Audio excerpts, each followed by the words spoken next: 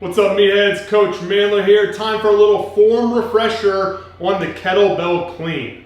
One of the biggest things I see people messing up with the kettlebell clean, and the thing that they constantly complain about, which a lot of times leads to them just completely scrapping all kettlebell work, is the fact that this kettlebell is banging the top of their forearm. So when that happens, there are three very simple things that you can fix that will alleviate this problem and allow you to get the kick-ass gains in strength, speed, explosiveness, and even conditioning when doing ballistic work that is going to keep the kettlebell in the rack position that is the result of the kettlebell clean. So the first thing I see people messing up on is improper shoulder alignment. So or positioning rather. So what's going to happen is they're typically going to have a good hinge. They're going to extend their hips very explosively to propel the weight up, but then they're going to try to catch the weight with their shoulder being in this internally rotated position. So they're going to catch it right here instead of the position that it needs to be in, which is right here in this externally rotated position that allows for your elbow to be tucked up against your rib cage and allows the kettlebell path to be in line with your hips. So here's what that's going to look like.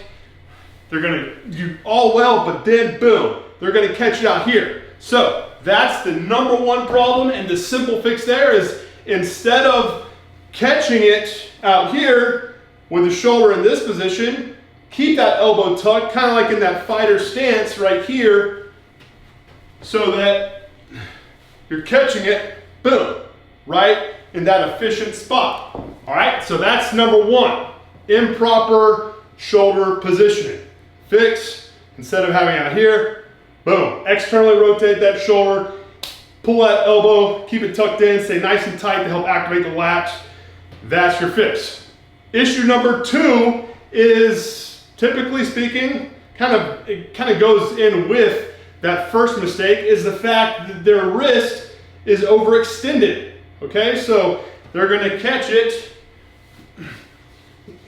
right here. You don't want that. What you want is a good, strong, stacked position to where your knuckles all the way lined up with your elbow. Again, kind of that kind of jab fighter stance. You're not going to throw a punch like that. You're going to have everything, boom, lined up. Remember, with all kettlebell work and really all lifting, you want to make sure your joints are aligned. You want to make sure they are stacked. So instead of having it in this extended position, keep it in this locked position right here. Everything's stacked. Knuckles on top of wrist, wrist on top of your elbow. That's number two. And number three is probably the biggest culprit, and that is not having a functional understanding of the fact that you want to make sure that the wrist moves around the kettlebell instead of the kettlebell around the wrist. And the simple way for you to cue yourself to do that, as long as you have your shoulder in the right position and your wrist in alignment, is the fact that you want to punch through. All right, so what we want to do is I tell people to pull and punch. So after you have that good explosive hip extension, you want to pull and then punch through. Pull, punch through. Punch through, all right?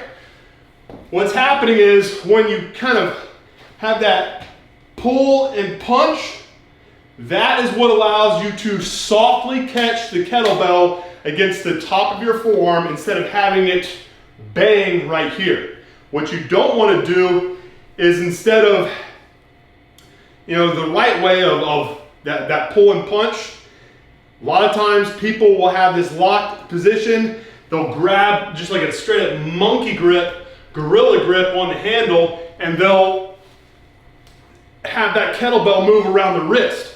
So again, you want to have a firm grip, almost like a handshake grip, but boom, pull and punch. That pull, the reason we want to do that is because you don't want the kettlebell out in front of you and have to kind of come up with it.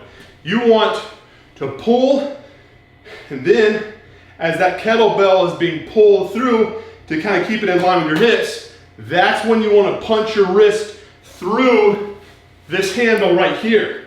All right, so just a refresher. Don't catch right here. You want to externally rotate the shoulder, keep the elbow plastered tightly against your rib cage. You want to keep this position here instead of the overextended position in your wrist, and you want to move the wrist around the kettlebell instead of the kettlebell around the wrist, and you do that by cueing yourself to, after that triple extension, pull back and punch through.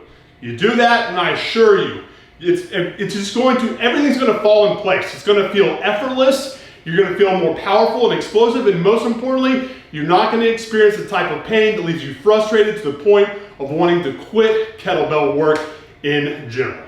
Hey man, thank you so much for checking out today's kick-ass kettlebell coaching video. If you enjoyed it and want me to share more videos like this that help to inspire new training ideas, then do me a solid and hit the thumbs up button so I know you're enjoying the content that I'm sharing here. Subscribe and hit the alert icon so you get notified the instant that I drop new videos every Monday, Wednesday, and Friday. And lastly, do not leave without first grabbing your free week's worth of kettlebell training inside the Kettlebell Cardio Blueprint that I put together for you by clicking on either the book image that you see right over there to the right or the pin link at the top of the comment section down below. Appreciate your time, guys. Have a good one. MANdler out.